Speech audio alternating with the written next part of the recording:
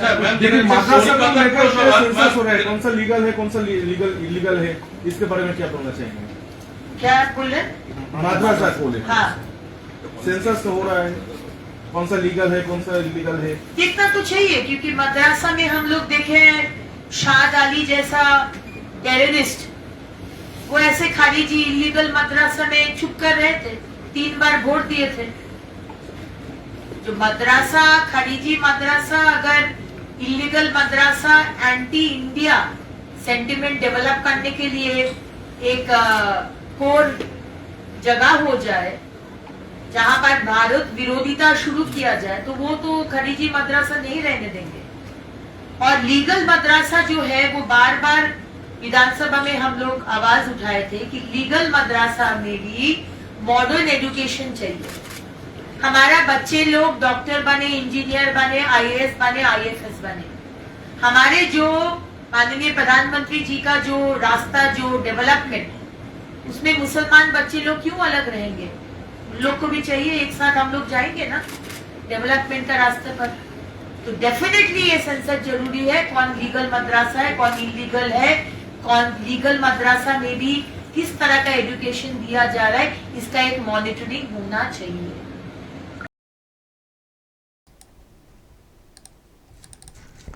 দর্শক শুনলেন মন্ত্রী অগ্নিমিত্রা পল, তিনি তো বললেন, আর এটা হচ্ছে একটা কপি, মানে একেবারে তথ্য ডেটা কালেকশন করার একটা ব্যাপার বলা হয়েছে। মানে প্রশাসনে যারা সব আছেন জেলা স্তরে, তাদেরকে বলা হয়েছে যে তাদের এলাকায় যেসব মাদ্রাসা আছে কি অবস্থায় আছে, কি হচ্ছে সেখানে, কি পড়াশোনা হয়, পড়াশোনার মান কি আছে, রেজিস্ট্রেশন ব্যাপারগুলো ঠিকঠাক আছে কি না, এই সমস্ত বিষয়ে তথ্য সংগ্রহ করতে হবে। তার একটা অর্ডার কপি, এবং সেই কাজটা আমি দেখছি শুরুও হয়ে গেছে।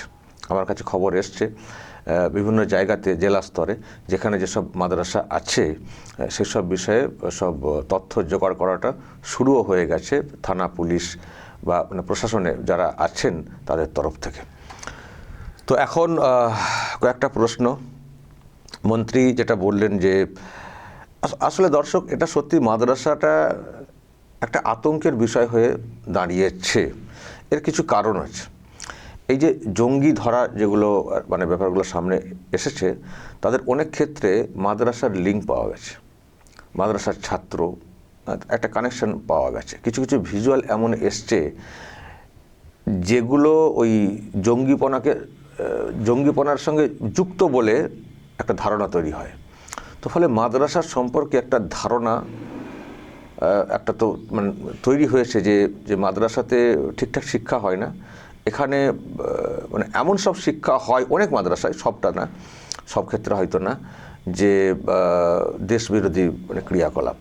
তো এগুলো দেখতে হবে।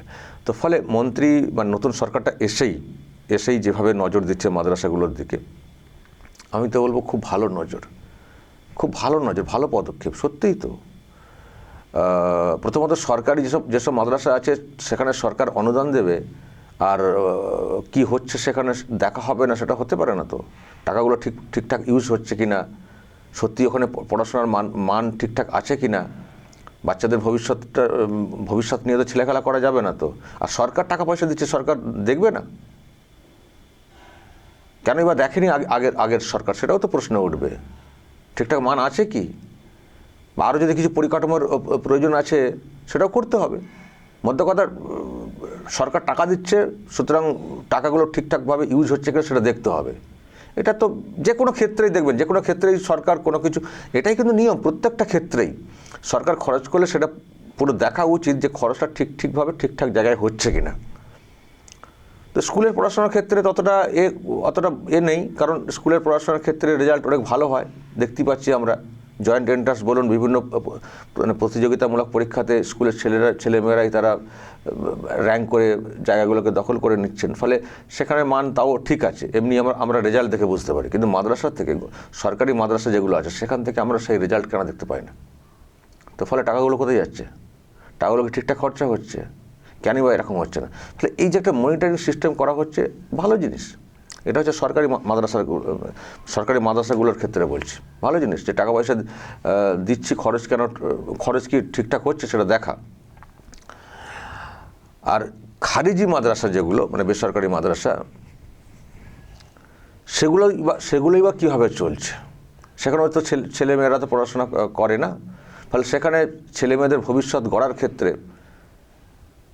মানে পঠন পাঠন কী চলছে সেটাও দেখার ব্যাপার আছে। আর এই যে জঙ্গি ক্রিয়াকলাপ যেটা বলছি, এর সঙ্গে লিঙ্কড যেসব মাদ্রাসার কথা বলা হয় তার ক্ষেত্রে কিন্তু এই খারিজি মাদ্রাসাগুলোর কথাই উঠে আসে। মানে সরকারি সিস্টেমের বাইরে থাকা যে মাদ্রাসাগুলো, বেসরকারি কোনো কমিউনিটির দ্বারা কোনো ব্যক্তি উদ্যোগে মাদ্রাসা তৈরি, এই সব জায়গা থেকেই কিন্তু এই বিষয়গুলো বেশি করে লিঙ্ক এসেছে। তো সরকার বলছে ওগুলোকেও দেখতে হবে। শুধু সরকারি মাদ্রাসা তো আমরা খরচ করছি সে তো আমরা বুঝবই, কিন্তু বেসরকারি মাদ্রাসা যেগুলো আছে সেখানেও কি চলছে সেটাও দেখতে হবে। ইল্লিগালি ক্রিয়াকলাপ কিছু হলে আমরা কিন্তু রাখবো না, সোজা কথা।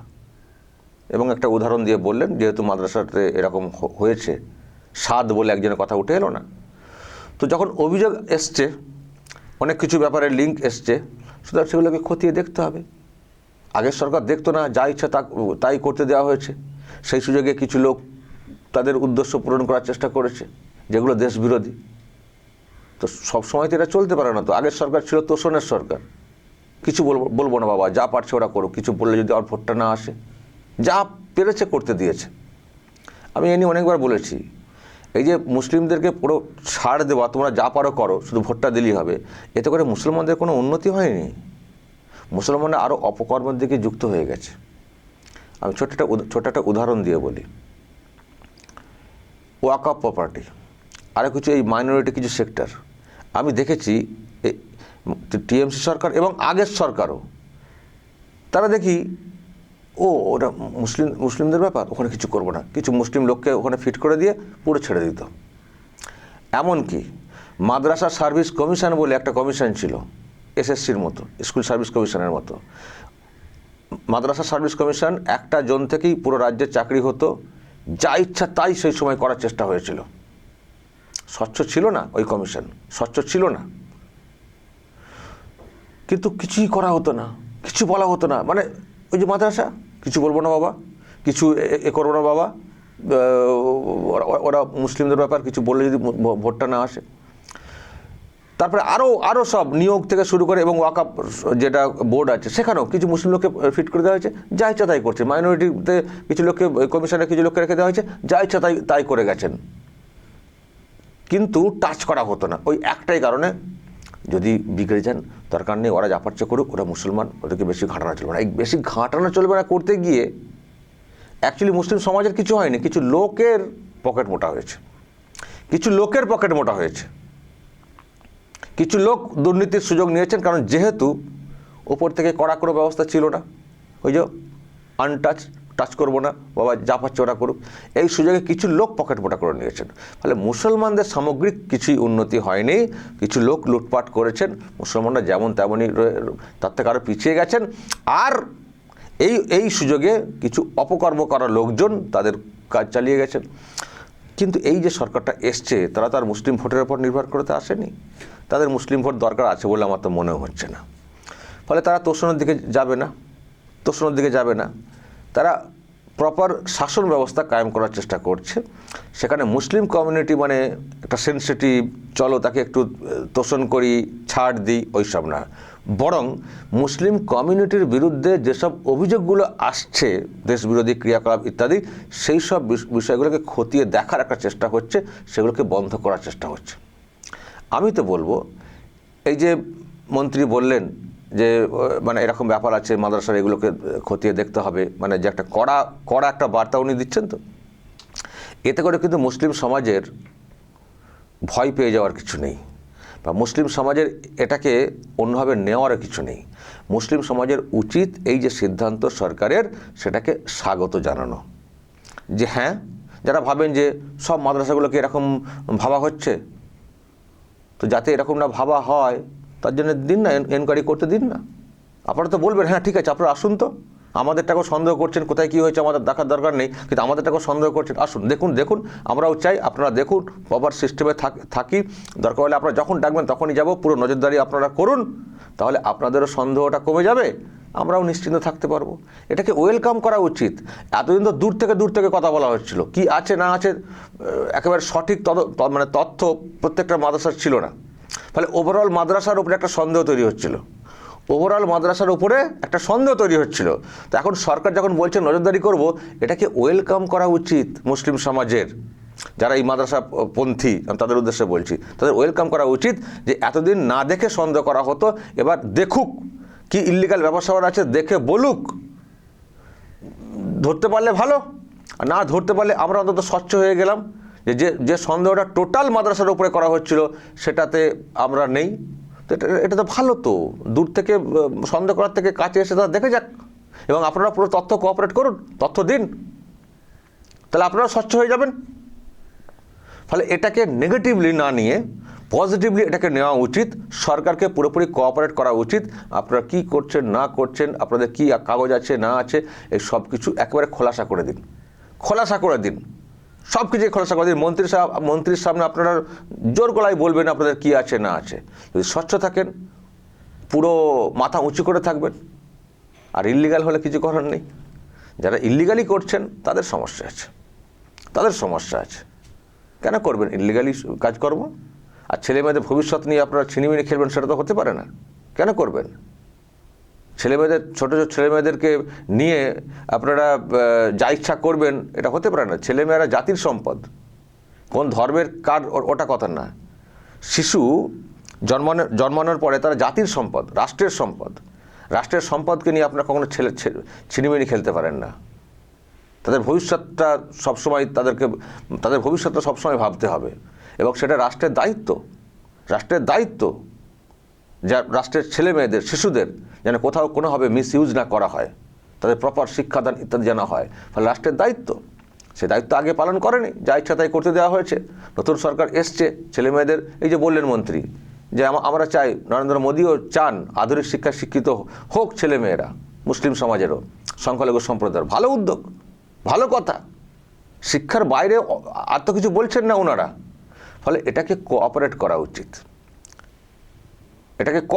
উচিত। ওনারা এমন কিছু খারাপ কথা বলছেন না যেটা নিয়ে, তবে হ্যাঁ, এটা নিয়ে ওই যারা পলিটিক্যাল কারবারি, যেভাবে তারা বিভিন্ন সময় উস্কান, ভয় দেখান, উত্তেজিত করার চেষ্টা করেন, তারা হয়তো এটাকে নিয়ে আবার কিছু একটা বের করার চেষ্টা করবে, যেমনটা এর আগেও করা হচ্ছিল। কিন্তু মুসলিম সমাজের প্রত্যেকের কিন্তু এটাকে কোঅপারেট করা উচিত। যেসব থানা বা প্রশাসন থেকে জানতে চাওয়া হচ্ছে কি আছে না আছে মাদ্রাসার সম্পর্কে, সেটা পরিষ্কার করে তথ্য মানে জানানো উচিত, নিজেদেরকে স্বচ্ছ রাখাটা উচিত। না রাখলে বুঝবেন ঠেলা, তখন কিছু করার থাকবে না। দর্শক বলবেন যা বলার, এবং নজর রাখবেন আরামবাগ টিভিতে।